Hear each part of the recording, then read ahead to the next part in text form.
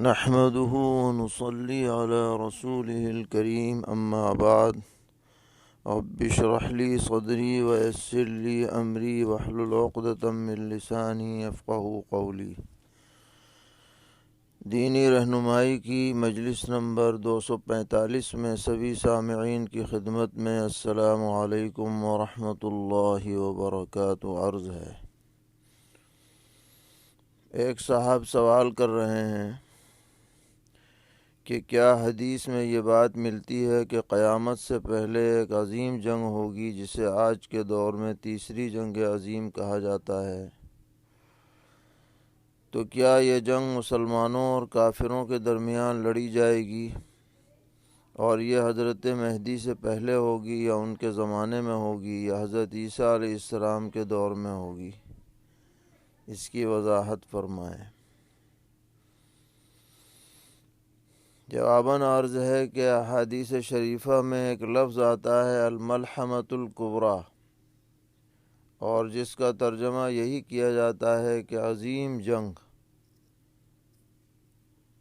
اور اس کے بارے میں یہ بھی ہے کہ یہ مسلمانوں اور عیسائیوں کے درمیان ہوگی، مسلمانوں اور رومیوں کے درمیان، اور اغلب یہی ہے کہ یہ وہی جنگ ہے جو حضرت مہدی رحمہ اللہ تعالی کے ظہور کے بعد ان کی قیادت میں لڑی جائے گی اور یورپین اقوام سے ہوگی، اور اسی کے بعد قسطنطنیہ فتح ہوگا۔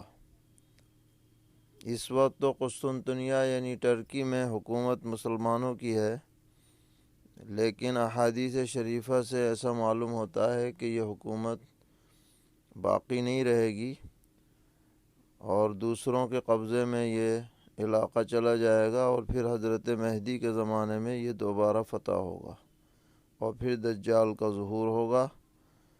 اور مزید اس کی تفصیلات کہ یہ کس زمانے میں ہوگی، کس سن میں ہوگی، اب کتنا وقت اس کے لیے باقی رہ گیا، یہ بات حتمی طور پر بتانا کسی کے لیے بھی ممکن نہیں ہے، صرف اندازے ہوتے ہیں لیکن ان پر کوئی یقین نہیں کیا جا سکتا۔ سوال کر رہے ہیں کہ یہ کہنا کہ حضرت یونس علیہ السلام مچھلی کے پیٹ میں 40 دن رہے، یہ کیسا ہے اور اس بارے میں صحیح بات کیا ہے؟ جواباً عرض ہے کہ دنوں کی تعیین قرآن یا احادیث شریفہ سے ثابت نہیں ہے۔ تفسیری روایات میں متعدد اقوال ہیں، کہیں 1 دن بھی ہے، کہیں 40 دن بھی ہے۔ قرآن کریم سے صرف اتنا معلوم ہوتا ہے کہ آپ ایک عرصے تک رہے مچھلی کے پیٹ میں، اور جب نکلے تو بہت کمزور تھے۔ اس سے زیادہ کوئی بات حتمی طور پر نہیں کہی جا سکتی، اس لیے 40 دن کی بات کو حدیث کے طور پر پیش نہیں کرنا چاہیے، صرف تفسیر کے ایک قول کے اعتبار سے کہہ سکتے ہیں۔ سوال ہے کہ ہم نے لوگوں سے یہ بات سنی ہے کہ جو کوئی کسی کے لیے گڑھا کھودتا ہے تو اس میں خود گرتا ہے، تو معلوم کرنا ہے کیا اس طرح کوئی بات حدیث میں موجود ہے؟ جواباً عرض ہے کہ حدیث میں بعینہ ان الفاظ کے ساتھ تو کوئی روایت نہیں ملی، البتہ توریت میں یہ الفاظ موجود ہیں کہ من حفر حفرۃ یسقط فیہا، یعنی جو دوسرے کے لیے گڑھا کھودتا ہے اس کو نقصان پہنچانے کے لیے تو خود اس نقصان سے دوچار ہوتا ہے۔ اور تفسیر کی کتابوں میں مروی ہے کہ سیدنا حضرت عبداللہ ابن عباس رضی اللہ عنہما سے حضرت کعب احبار نے فرمایا کہ توریت میں یہ بات لکھی ہوئی ہے کہ جو دوسرے کے لیے گڑھا کھودے وہ اس میں خود گرتا ہے، تو حضرت عبداللہ ابن عباس رضی اللہ عنہما نے فرمایا کہ قرآن پاک کی آیت پڑھو، اس کا بھی اسی طرح کا مفہوم ہے، اور وہ آیت یہ ہے وَلَا يَحِيقُ الْمَكْرُ السَّيِّئُ إِلَّا بِأَهْلِهِ، یعنی کوئی دوسرے کے لیے بری تدبیر کرتا ہے تو وہ اپنے ہی برا کرتا ہے، اپنے ہی نقصان کا سبب پیدا کرتا ہے، تو اس سے بھی وہی مفہوم اجاگر ہوتا ہے گڑھے والا، لیکن اس کو حدیث کے طور پر نہ بیان کیا جائے۔ سوال کرتے ہیں کیا ابلیس کسی شیطان کا نام ہے یا شیطانوں کے سردار کا نام ہے، اور کیا شیطان کا نام عزازیل ہے؟ جواباً عرض ہے کہ قرآن کریم سے معلوم ہوتا ہے کہ جنات کا وہ فرد جس نے حضرت آدم علیہ السلام کو سجدہ کرنے سے انکار کیا تھا، اس کا نام ابلیس ہے۔ متعدد آیات میں یہ ذکر ہے، اور بعض تفسیری روایتوں سے پتہ چلتا ہے کہ اس ابلیس کا نام اس سے پہلے عزازیل تھا، تو گویا عزازیل اور ابلیس ایک ہی ہیں۔ اور شیاطین ان سبھی جنات کو کہا جاتا ہے جو ابلیس کی طرح سرکشی کا راستہ اپناتے ہیں، وہ سب شیاطین کہلاتے ہیں۔ سوال کرتے ہیں کیا کھانے کی ابتدا یا انتہا نمکین چیز سے کرنا سنت یا آداب میں داخل ہے؟ اس کی کیا حقیقت ہے؟ جواباً عرض ہے کہ اسے سنت تو نہیں کہا جا سکتا، البتہ بعض آثار کی بنا پر فقہا نے اسے آداب میں لکھا ہے۔ جس کا جی چاہے ایسا کرے، جی چاہے نہ کرے، اسے کوئی دین سمجھ کر کے اختیار نہ کیا جائے۔ پوچھتے ہیں کھانے کے بعد یا کھانے سے پہلے میٹھے کھانے کی کیا حیثیت ہے؟ جواباً عرض ہے کہ میٹھا کھانا بھی مستقل ایک سنت کے طور پر نہیں ہے، بلکہ جی چاہے تو آدمی کھائے، جی چاہے نہ کھائے، اس کو کوئی شریعت کے کسی حکم کے طور پر نہ اپنایا جائے۔ سوال کر رہے ہیں کہ اللہ تعالیٰ جب کسی بزرگ کے ہاتھ کرامت ظاہر کرتے ہیں تو کیا یہ کرامت فوراً ظاہر ہو جاتی ہے یا اسے بتا دیا جاتا ہے پھر ظاہر ہوتی ہے؟ اس کا کیا طریقہ ہوتا ہے؟ جواباً عرض ہے کہ کرامت ہو یا معجزہ، اس میں نبی یا ولی کا اپنا کچھ دخل نہیں ہوتا، یہ صرف اور صرف اللہ تعالیٰ کے قبضہ قدرت میں ہے، وہ جب چاہے ظاہر کرے، جب چاہے ظاہر نہ کرے۔ اور یہ اللہ تعالیٰ اپنے بندے کے اعزاز میں ایسی چیز ظاہر فرما دیتے ہیں، اس میں کسی اللہ کے ولی کو یا نبی کو اپنا دخل نہیں ہوتا، الا یہ کہ اللہ تعالیٰ خود ہی بتا دیں کہ ایسا ہونے والا ہے۔ نبی کو وحی کے ذریعے سے تو بات الگ ہے، اور ولی کو جو بتایا جائے گا وہ تو الہام ہی ہو سکتا ہے، اس پر کوئی یقین نہیں کیا جا سکتا۔ سوال کر رہے ہیں کیا سر کے بالوں میں تیل لگانے کا کوئی مسنون طریقہ حدیث سے ثابت ہے؟ جواباً عرض ہے کہ سر کے بال میں تیل تو لگانا ثابت ہے، لیکن کس طرح لگایا جائے اس کے لیے کوئی متعین طریقہ نہیں ہے۔ بعض انتہائی ضعیف روایتوں میں یہ مضمون وارد ہے کہ جب کوئی تیل لگانا شروع کرے تو سب سے پہلے اپنی بھاؤں پر لگائے، اس سے سر کے درد کو فائدہ ہوگا، لیکن روایت انتہا درجے کی ضعیف ہے۔ اسی طرح ایک روایت میں ہے کہ سب سے پہلے بائیں ہتھیلی میں تیل لے، اس کے بعد بھاؤں کو لگائے، پھر مونچھوں پر لگائے، پھر داڑھوں پر لگائے، پھر داڑھی پر لگائے، پھر سر پر لگائے، لیکن یہ روایت بھی محدثین نے موضوع قرار دی ہے، اس لیے اس کی پابندی کو اختیار کرنا اور سنت سمجھ کر اختیار کرنا یہ بالکل غلط ہے۔ ہاں، دائیں جانب سے اگر لگانا شروع کرے اس وجہ سے کہ حضور نے ہر چیز میں دائنی جانب پسند کی ہے تو ہو سکتا ہے۔ سوال کرتے ہیں کہ عطر لگانے کا مسنون طریقہ کیا ہے؟ جواباً عرض ہے کہ اس کا بھی کوئی مسنون طریقہ الگ سے ثابت نہیں ہے، جیسے بھی آپ خوشبو لگائیں سنت ادا ہو جائے گی۔ ہاں، لگانے میں دائیں طرف سے ابتدا کریں تو ٹھیک ہے، چونکہ عموماً دائیں کا حکم ہے ہر اچھی چیز میں، لیکن کوئی باقاعدہ الگ سے طریقہ نہیں ہے۔ سوال کرتے ہیں، بعض مائیں کہتی ہیں کہ بیٹا اگر میری بات نہیں مانی تو میں نے جو تمہیں دودھ پلایا ہے میں اس دودھ کو معاف نہیں کروں گی، اس بات کی کیا حقیقت ہے؟ کیا ایسا کہنے سے دودھ پلانے کی معافی نہیں ہوگی؟ جواباً عرض ہے کہ یہ سب من گھڑت اور جاہلیت کی باتیں ہیں۔ ماں کا بچپن میں بچے کو دودھ پلانا تو ماں کے اوپر حق ہے شرعی طور پر کہ وہ اسے دودھ پلائے، لہذا بعد میں اس کی معافی کا کیا سوال ہے؟ اس لیے ایسے الفاظ زبان پر نہیں لانے چاہیے اور نہ اس کو ضروری سمجھنا چاہیے۔ سوال کرتے ہیں کہ الاکل فی السوق دناءۃ، یعنی بازار میں کھانا پینا یہ اس کے ہلکے پن کی نشانی ہے، کیا یہ حدیث صحیح ہے؟ تحقیق مطلوب ہے۔ ان الفاظ کے ساتھ یہ روایت ثابت نہیں ہے، بہت سے محدثین نے اس کو موضوع قرار دیا ہے، لہذا حدیث کے طور پر اسے بیان نہ کیا جائے۔ اور رہ گیا بازار میں کھانے پینے کا مسئلہ، تو اس میں جگہوں کے اعتبار سے اور عرف کے اعتبار سے فرق ہوگا۔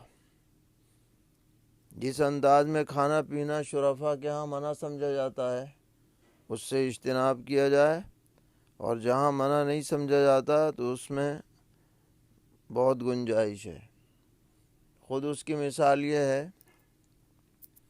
کہ اگر آدمی اپنے شہر میں رہتے ہوئے اپنے محلے گلی میں ہوٹل پر جا کر کھانا پینا کرتا ہے تو اسے معیوب سمجھا جاتا ہے، لیکن وہی آدمی عمرے کو جاتا ہے، حج کو جاتا ہے اور حرم کے ارد گرد ہوٹلوں میں کھانا کھاتا ہے تو اسے کوئی معیوب نہیں سمجھتا۔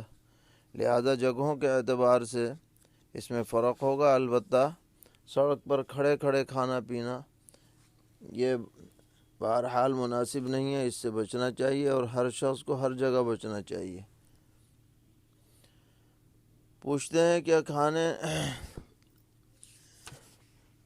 کیا کوئی ایسی روایت ہے کہ جس کا کوئی پیر نہ ہو اس کا پیر شیطان ہے؟ جواباً عرض ہے یہ کوئی حدیث نہیں ہے، بلکہ شاید کسی بزرگ کا مقولہ ہے، اور اس کا مطلب یہ ہے کہ عموماً کسی شیخ کامل اور مصلح سے رابطہ کیے بغیر آدمی کی اپنی نفسانی اصلاح مشکل ہوتی ہے، اور وہ اپنے نفس اور شیطان کے نرغے میں جلدی آ جاتا ہے۔ اس کی طرف توجہ دلانے کے لیے یہ جملہ بولا گیا، ورنہ اصلاً اس کی قرآن و سنت میں کوئی اصل نہیں ہے۔ سوال ہے کہ تقدیر، رزق، زندگی اور موت کے فیصلے شب برات میں ہوتے ہیں یا شب قدر میں؟ جواباً عرض ہے کہ اس بارے میں اصل علم تو اللہ تعالیٰ ہی کے پاس ہے، لیکن قرآن کریم کی ایک آیت ہے فیہا یفرق کل امر حکیم،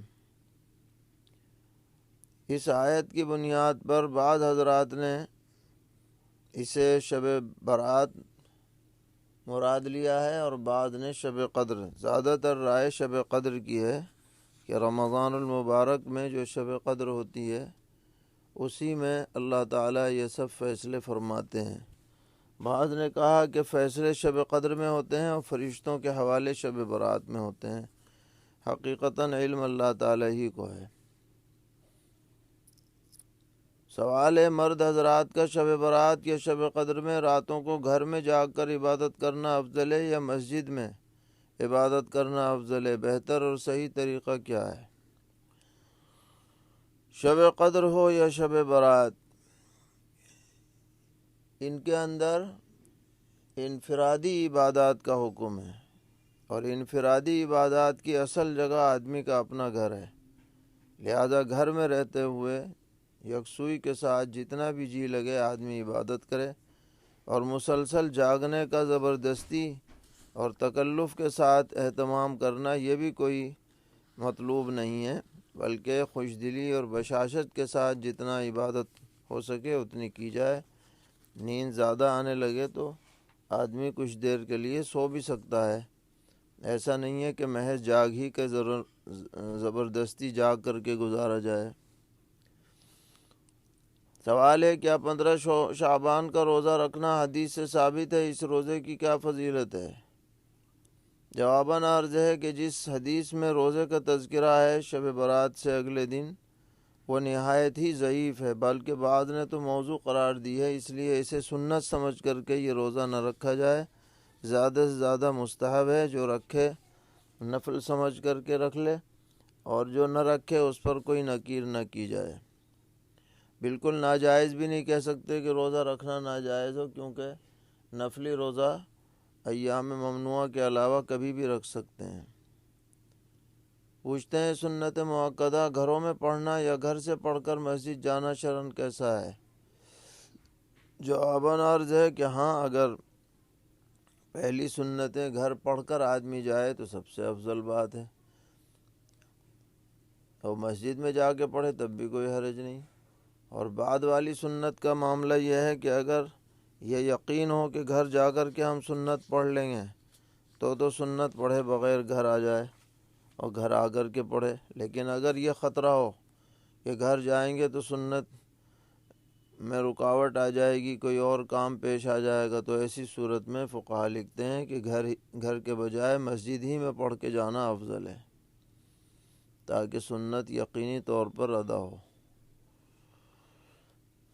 سوال کر رہے ہیں، زید کی نماز عشاء قضا ہو گئی تھی، اب اس نماز کو کسی اور وقت میں مسجد میں ادا کر رہا ہے، اور وتر کی تیسری رکعت میں دعائے قنوت کے لیے رفع یدین کرتے ہیں، لیکن اس آدمی کو لوگوں کے سامنے رفع یدین کرتے ہوئے شرم آ رہی ہے کہ لوگوں کو یہ نہ پتہ چلے کہ یہ وتر قضا پڑھ رہا ہے، تو جان بوجھ کر رفع یدین کا ترک کرنا وتر میں کیسا ہے؟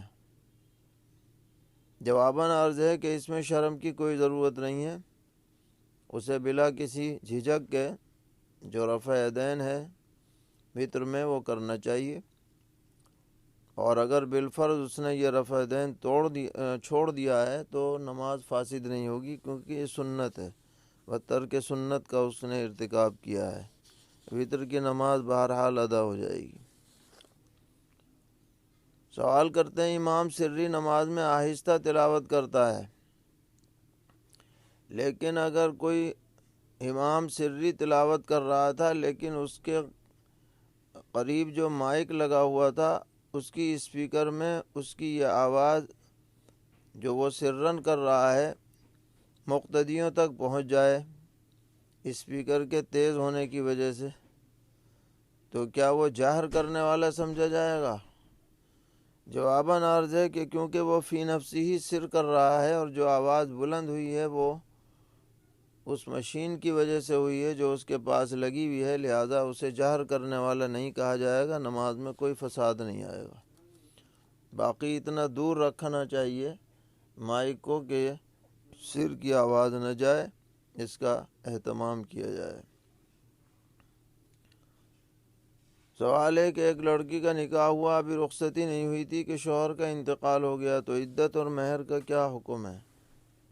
جواباً عرض ہے کہ عدت بھی پوری 4 مہینے 10 دن گزاری جائے گی، اور مہر بھی پوری واجب ہوگی جو متعین ہوئی ہے، کیونکہ موت کی وجہ سے مہر مکمل ہو جاتی ہے، اسی طرح عدت تو ہے ہی، وہ چاہے رخصتی ہوئی ہو یا نہ ہوئی ہو، بہر صورت عدت واجب ہوتی ہے متوفی عنہا زوجہا کی۔ اللہ تعالی ہم سب کو دین پر استقامت عطا فرمائے، ہر طرح کے شرور سے محفوظ رکھیں۔ وصلی اللہ تعالی علی خیر خلقہ محمد وآلہ وصحبہ اجمعین برحمتک یا ارحم الراحمین۔